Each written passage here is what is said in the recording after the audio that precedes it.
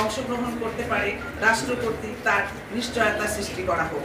নারী নিপীড়নের সাথে জড়িত ব্যক্তিগণ কোনোভাবেই যেন ছাড়া না পায় তার নিশ্চয়তা তৈরি করা হোক এবং ইতিপূর্বে যারা দণ্ডপ্রাপ্ত হয়ে কারাগারে আছে দণ্ড শেষ না হওয়া পর্যন্ত তারা যেন কোনোভাবেই ছাড়া না পায় তার নিশ্চয়তা নিশ্চিত করা হোক। সবাইকে ধন্যবাদ।